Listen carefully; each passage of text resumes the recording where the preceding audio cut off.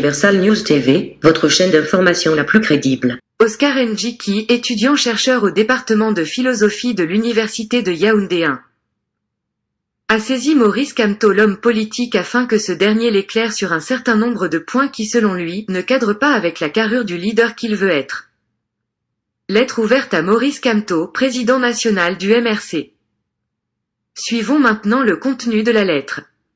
Suivons. Monsieur Maurice Kamto, le président du MRC, vous êtes à la fois avocat, enseignant, chef de famille et surtout homme politique. Je m'adresserai exclusivement à l'homme politique que vous êtes, car, comme avocat, intellectuel, ou chef de famille, sauf mauvaise foi, vous êtes un modèle, une référence au Cameroun, en Afrique et même dans le monde. Monsieur le président du MRC, permettez-moi de revenir sur votre parcours politique qui, de mon point de vue, fait de vous un transhumant politique. Vous êtes parti de l'opposition avec la coalition qui soutenait Fruendi pour le gouvernement de Paul Biya et ensuite du gouvernement de Biya pour rejoindre l'opposition en tant que président national du MRC. Vous n'avez jamais été du SDF, nous dit-on. Vous n'avez jamais été du RDPC, nous chantons. D'où ma question, êtes-vous du MRC? Vous avez conduit une opposition en tant que cadre avec Fruendi, mais il se dit que vous n'avez jamais été avec lui. Vous avez fait partie du gouvernement de Biya, mais vous dites n'avoir jamais été du RDPC. Comment comprendre donc que vous qualifiez le RDPC de parti-État? Autrement dit, si, comme vous le dites, le RDPC est un parti-État, comment est-ce possible de faire partie de l'État sans faire partie du parti? Permettez-moi de vous reposer cette question. Êtes-vous du MRC? Cette question peut, pour certains, mais pas pour vous, sembler banale, cependant vous et moi savons que cela ne vous coûte rien de dire, selon la direction du vent de demain, que vous n'avez jamais été du MRC même si vous avez été président du dit parti. Vous ne cessez de par votre rhétorique, de vouloir vous faire croire que, faisant simplement partie du tout, vous n'avez jamais été de ce tout, feignant d'ignorer que le tout n'est rien d'autre que l'ensemble de ces parties. Alors, je vous repose une fois de plus, mais pas de trop la question suivante, êtes-vous du MRC? Et, si on s'en tient au fait que vous n'avez toujours été qu'en étant jamais, on sera tenté de se poser la question suivante, qui préoccupait les présocratiques, qu'est-ce que l'être? Votre parcours si à l'école ionienne avec Héraclite pour qui, l'être n'est qu'une illusion alors que seul le devenir est réel. Pour cette école, il n'était pas possible de saisir l'être dans la mesure où il est en perpétuel changement. Vous n'avez été du SDF qu'en n'y étant pas, du RDPC qu'en n'y étant pas. Mais, êtes-vous du MRC? Ah oui.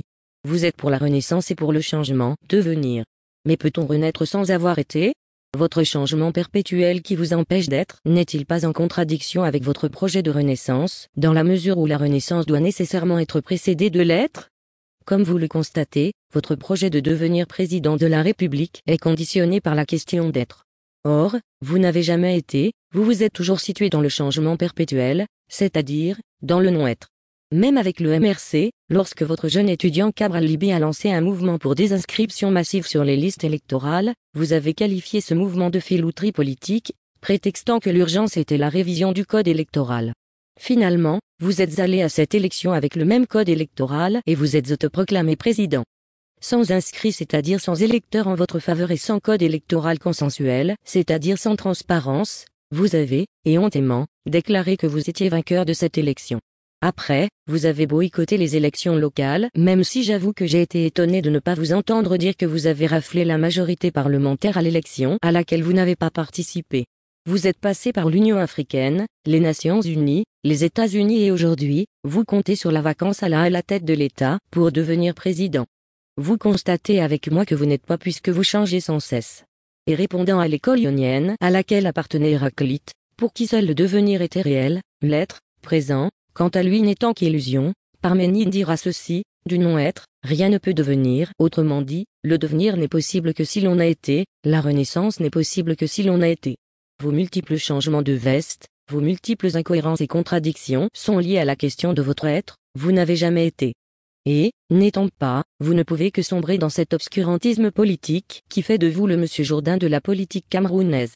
Lorsque vous parlez de devenir, le vôtre, c'est vous en tant que président de la République. Or, pour devenir, il faut être car du non-être rien ne peut devenir. En un mot comme en mille, votre projet de devenir président est une illusion tant que vous n'avez pas réglé votre question d'être. Voilà, monsieur le président du MRC, le premier point sur lequel j'ai tenu à attirer votre attention. Votre devenir politique résultant d'un néant d'être passé et présent, ne peut qu'être une succession d'illusions. Pour votre honneur, faites votre identité narrative et quittez la scène politique un moment. Très respectueusement. Oscar Njiki. Vous êtes sur Universal News TV. Camerounais, bonjour, je suis le président Tchafak Jonas. Vous savez, Kamto était d'abord dans l'opposition, avant d'entrer dans le parti au pouvoir. Quand il était dans l'opposition, il malparlait du parti au pouvoir. Et quand il est entré au parti au pouvoir, il malparlait de l'opposition. Vous qui supportez Kamto jusqu'à vous voulez donner votre vie, qu'est-ce que vous faites quoi? Que quand Kamto va prendre le pouvoir, donc il sera maintenant encore au pouvoir, il ne va plus mal parler de l'opposition, puisqu'il a déjà fait ce jeu. Et c'était même pas lui qui était le président. Imaginez que c'est lui qui devient le président maintenant. Vous croyez que l'opposition peut parler, la population peut parler? Arrêtez tout ce que vous dites, que Kamto est là, il va sauver les gens. Il va sauver qui? Je connais les gens dans la famille de Kamto qui souffrent. Pourquoi il ne les sauve pas? Non, il ne faut pas manipuler les Camerounais jusqu'à ce point. Vous pouvez faire de la politique, mais n'appelez pas les gens à aller marcher dans les rues au péril de leur vie pour mettre des leaders politiques au pouvoir qui ne vont rien faire pour eux. Parce que les Camerounais connaissent comment la politique se passe. Parce que moi, je suis fâché. Moi, je vois les gens qui veulent, quand les éléphants luttent, c'est les zèbres qui en prennent un coup. Mes chers Camerounais, si vous sortez dans les rues un jour, c'est vous qui allez souffrir. Les Bakamto, tous ces riches ont l'argent qu'ils ont déjà travaillé dans le gouvernement de Paul Biya. Ils peuvent aller se reposer. Même le confinement, si c'est le pauvre qui souffre.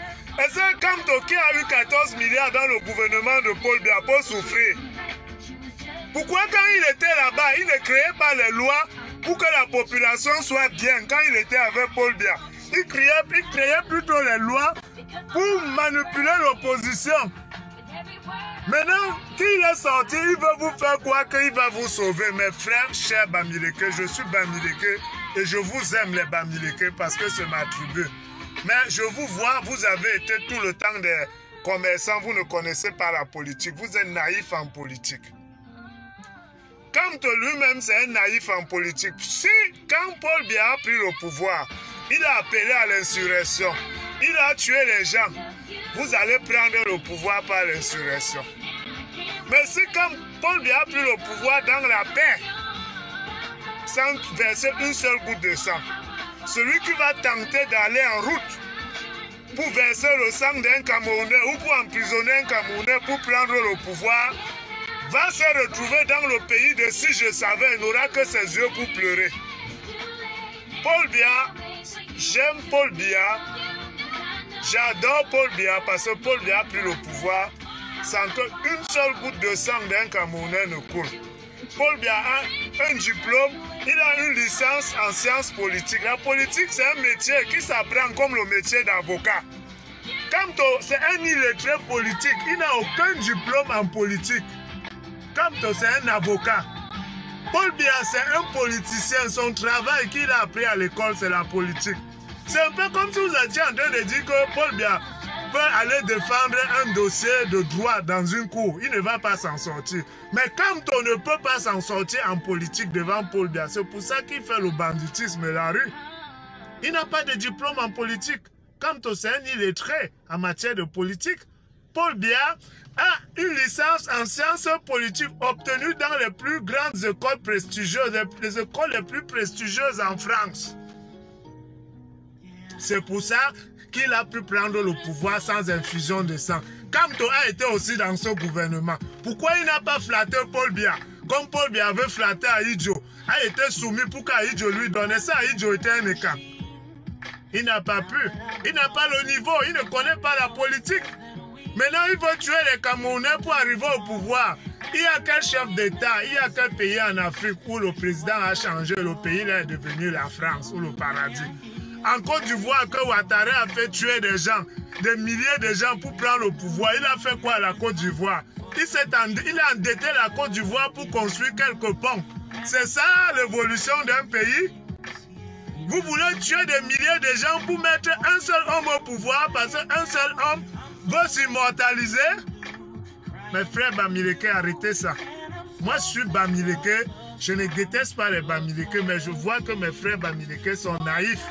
C'est pour ça que j'essaie de les interpeller que la paix n'a pas de prix.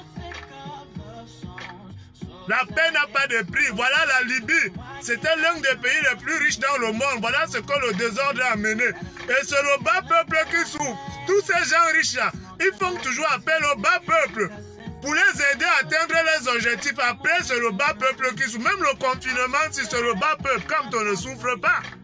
Il a quitté le RDF pour aller dans le RDPC pour s'enrichir. Pourquoi on ne l'a pas appelé traître? Aujourd'hui, quand quelqu'un... Vous êtes sur Universal News TV, votre chaîne d'information la plus crédible. Du moins de l'auteur Richard Macron estime que ce n'est pas la défaite de l'intelligence, comme le disait Hervé Emmanuel, comme c'est plutôt l'irrationnel qui se nourrit dans la rationalité. On va le dire de cette manière-là. Le MRC laisse croire qu'ils sont fous, mais ils savent bien ce qu'ils font. Non, si ces gens-là, je ne connais pas leur niveau d'intelligence, j'aurais dit qu'en réalité, ils sont au service du président Biya. Et que c'est Biya lui-même qui les finance pour faire les guignols. Parce que s'il y avait un moyen de renforcer un vieux régime qui a accumulé des échecs depuis pratiquement 40 ans, on n'aurait pas pu trouver une meilleure stratégie. Aujourd'hui, le régime de Biya se présente comme en réalité la seule alternative crédible par la faute de cette meute. Au lieu de faire la politique normale, montrer que nous sommes dans un vieux régime colonial fondé sur des prérequis défectueux, qu'il faut réformer tout le système, on a plutôt injecté la peur, le reflet de la peur, et les gens se disent que finalement, des gens comme ça, on ne peut pas mettre des fous à étudier. Non, ils ne sont pas fous. Il vaut mieux garder ce vieillard avec sa bande en réalité. Des gens qui en réalité ne peuvent plus rien nous apporter de neuf. Merci pour moi, docteur. Hein? Ils ne peuvent rien nous apporter de neuf, mais on les préfère parce que un danger a apparu pour faire le désordre au Cameroun. Ces gens, en réalité, le MRC est responsable du verrouillage même des mesures, des innovations qu'on aurait dû apporter avec son comportement. Aujourd'hui, le réflexe de tout le monde, c'est que bon, autant plutôt laisser les choses comme ça. Donc les activités du MRC renforcent l'idée que le parti de Paul Biya est le mieux à diriger. Mais bien sûr! Bientôt, vous allez le déclarer. Il a fermé la bouche à tout ce qui pouvait apporter des réformes dans ce pays. C'est un parti qui a joué un rôle particulièrement nuisible pour l'évolution de ce pays. Très nuisible. Mais c'est en cela que je disais que je parlais justement des deux camps.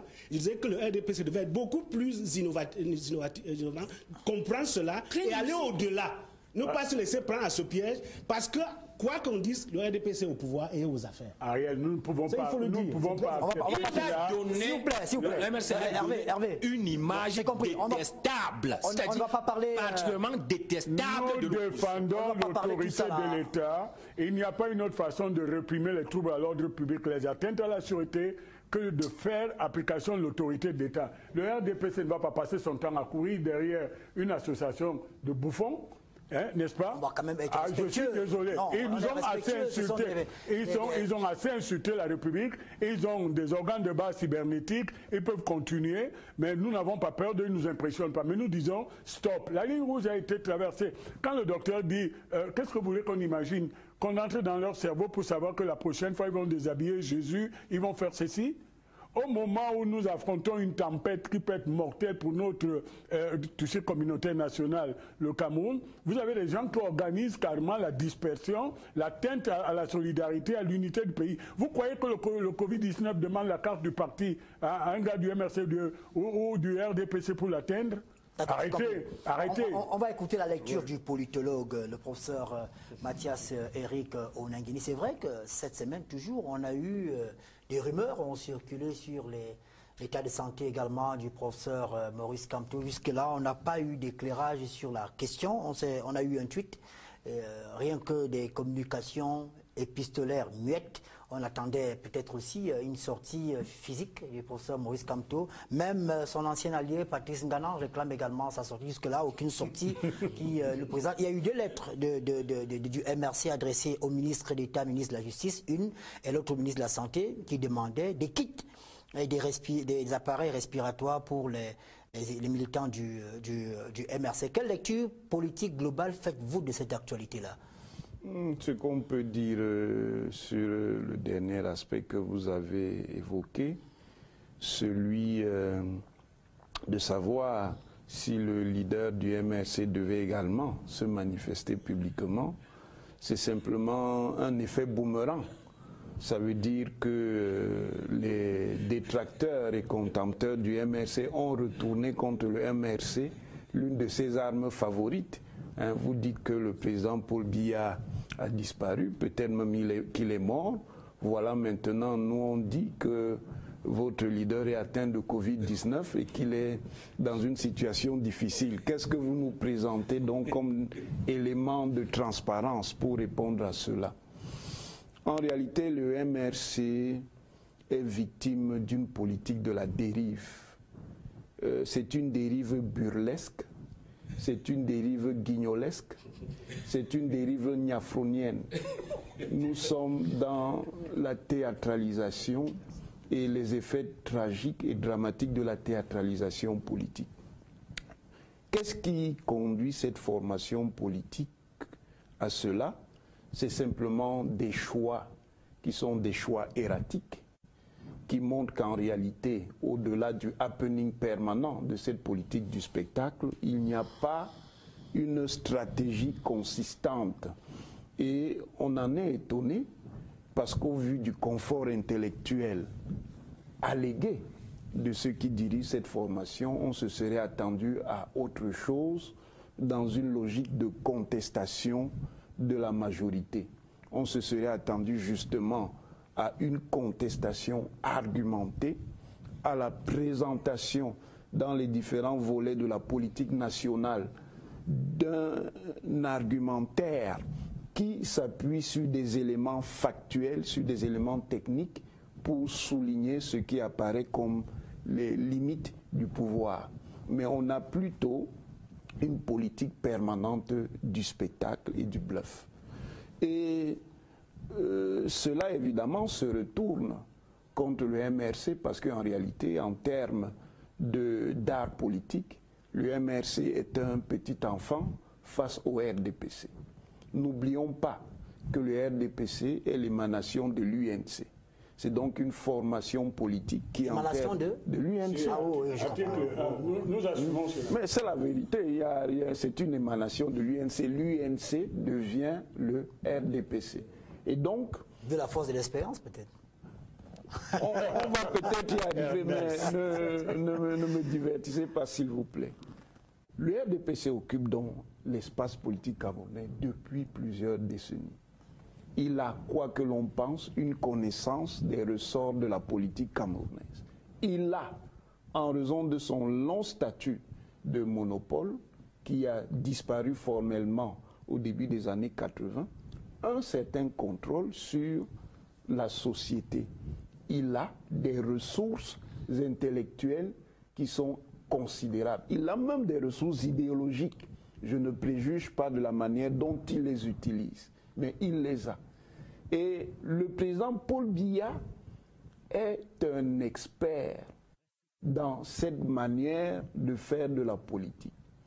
C'est de la politique du Songo, c'est une politique de déploiement manœuvrier. Il a laissé le MRC et son leader s'enfoncer dans l'irrationnel. Oh, le président Paul Biya est mort, oh, et à vacances, alors qu'il y avait d'aucune manière, quelque indice que ce soit, qu'il puisse y avoir un début de vacances à la tête de l'État. Il a laissé faire, il n'a rien dit. Il est resté donc dans son paradigme du silence. Mais c'était évidemment un silence calculé pour apparaître à un moment pour dire, vous voyez, ces gens que vous voulez substituer à mon groupe politique, ils ne sont pas consistants. Et maintenant donc, le MRC est pris dans le piège du déni. Maintenant donc que le président Paul Biya est apparu, il y en a qui jouent au gueulard sur les réseaux sociaux, qui vous expliquent que non, en réalité c'était un montage. C'est la résurrection. L'ambassadeur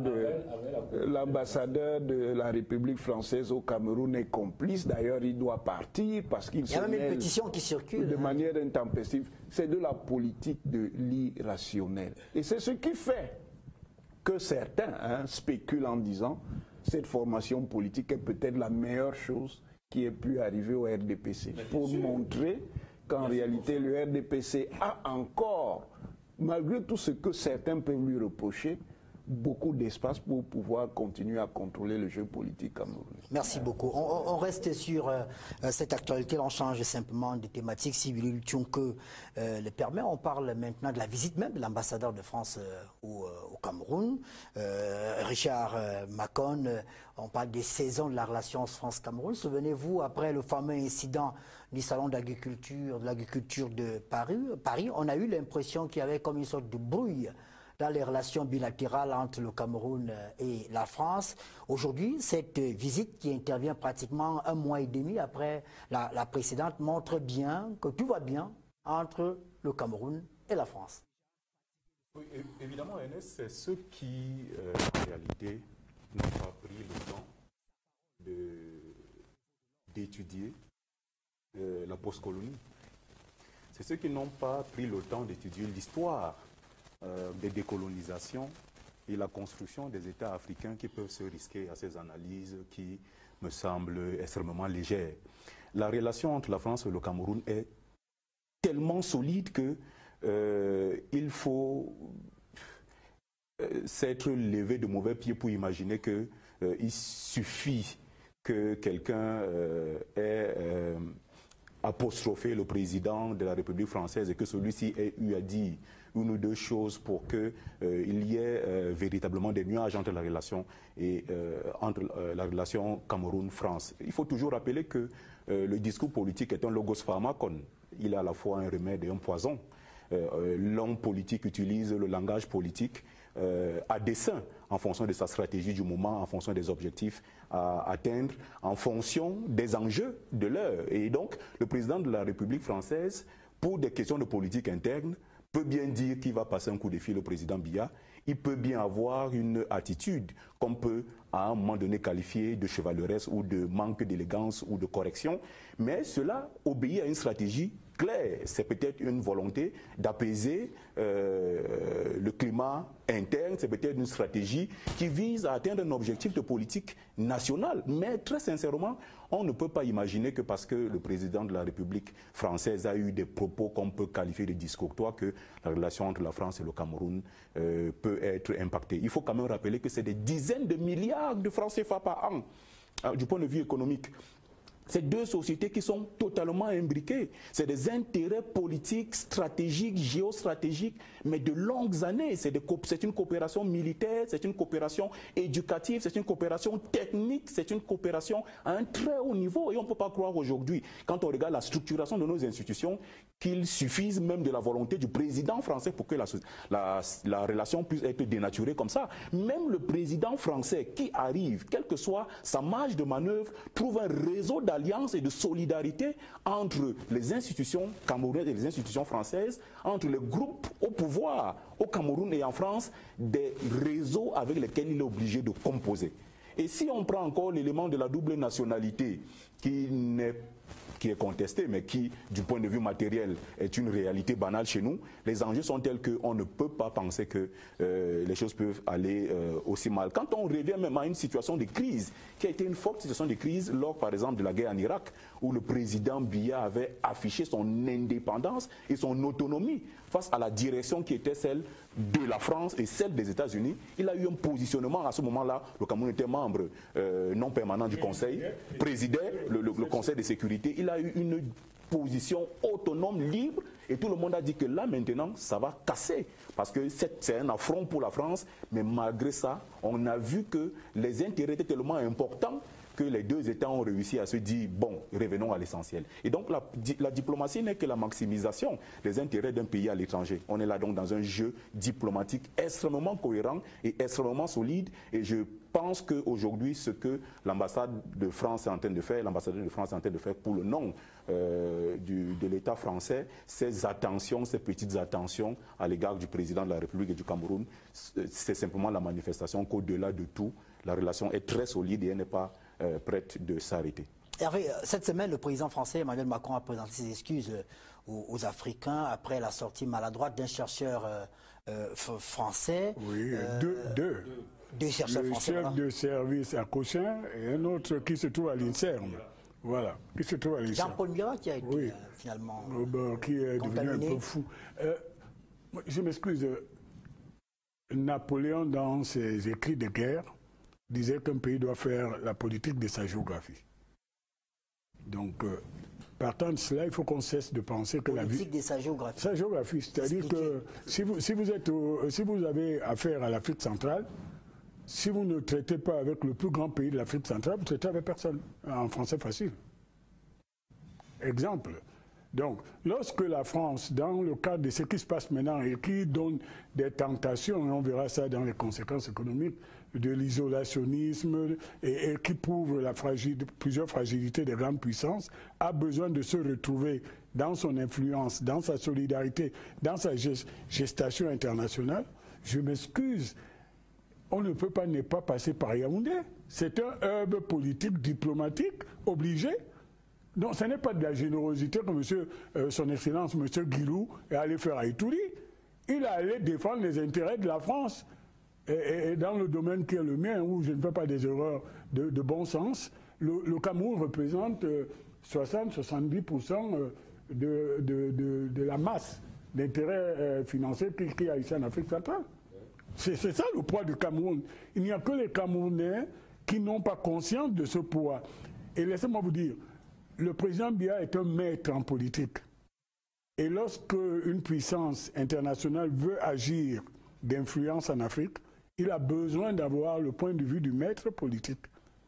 Je pense que dans le cadre du Covid-19, il va falloir prendre des initiatives à l'échelle internationale. Vous savez que les États-Unis ont coupé leurs subventions à l'Organisation mondiale de la santé. 400 milliards. Il va y avoir des reclassements diplomatiques. Il s'est passé quelque chose. On a vu des fragilités des puissances dites grandes. Le président Biya est des hommes que doit consulter le président français s'il veut prendre une initiative à l'échelle de l'Afrique pour exister dans ce jeu. Donc, cette visite, je m'excuse du mot, est d'une banalité. C'est un événement pour le MRC.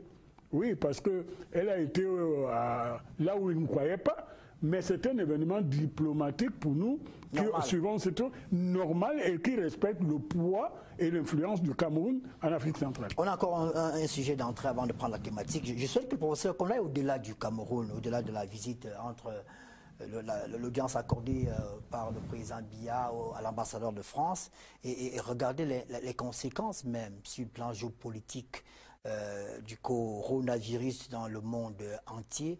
On a l'impression qu'on assiste, on ne dira pas en direct, de manière tout à fait ordinaire, à l'effondrement de l'Occident.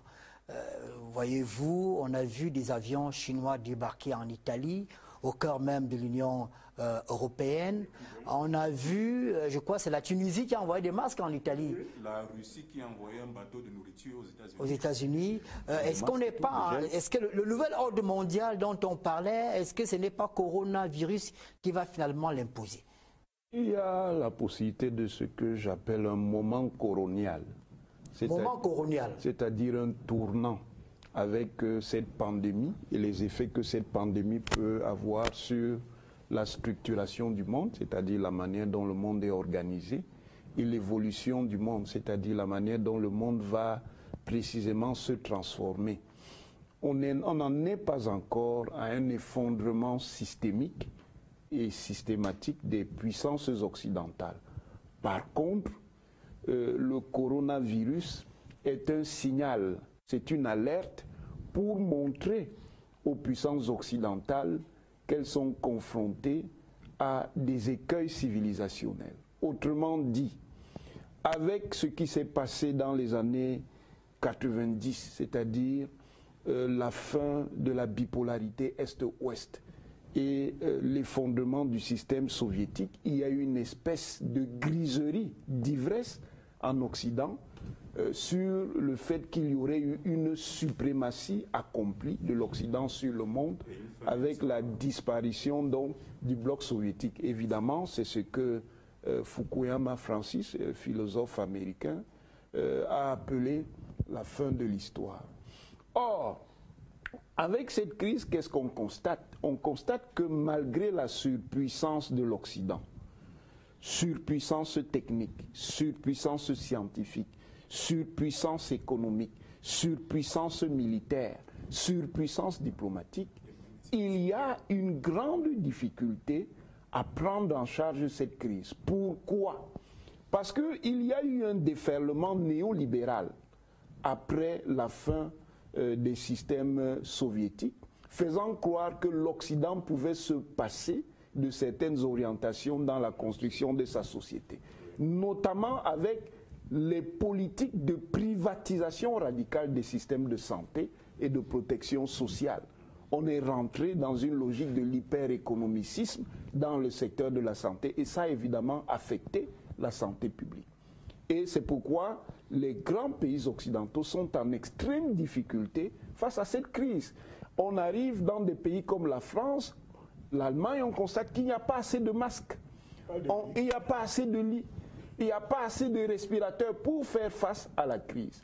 Et, ironie du sort, les pays qui sont marginaux dans ce système monde, des pays comme Cuba, qui, en raison de leur orientation politique et idéologique, avaient mis l'accent sur les secteurs comme la santé et la médecine, apparaissent, et l'éducation, apparaissent à ce moment donné donc comme des solutions.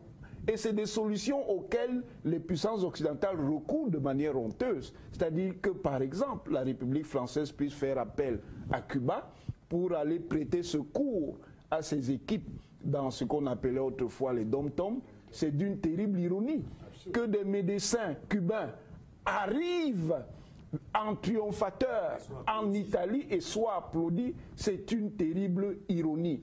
Et l'ironie la plus dangereuse, et c'est peut-être là l'élément du tournant, c'est que qu'est-ce qu'on constate? On constate la fragilité des institutions politiques et économiques occidentales, c'est-à-dire ce qu'ils appellent la démocratie de marché, face à ce type de crise. On a vu la puissante mobilisation du collectivisme chinois pour faire face au danger, imposer une logique disciplinaire faisant qu'on pouvait effectivement confiner les gens et immédiatement, alors qu'on a vu la grande fragilité depuis les sommets des États occidentaux jusqu'à la base pour faire accepter ces solutions extrêmement draconiennes. Alors, des gens peuvent se poser la question, est-ce que la démocratie pluraliste, la démocratie représentative ou bourgeoise occidentale est finalement encore le système le plus légitime dans le monde à cette heure? Pour l'instant, la question n'est pas tranchée. Cela va dépendre de la manière dont les élites, si on les appelle comme ça, des sociétés occidentales règlent cette crise. Mais si elles choisissent les mauvaises solutions, alors il y aura un vrai retournement. Voilà, on va... Merci de suivre Universal News TV sur YouTube. Nous vous rassurons que les informations que nous diffusons au quotidien sont suffisamment crédibles. Alors, n'hésitez pas à liker la vidéo si elle vous plaît, et si vous êtes nouveau sur la chaîne. N'oubliez pas de vous abonner et d'activer la cloche de notification pour ne pas rater nos prochaines vidéos.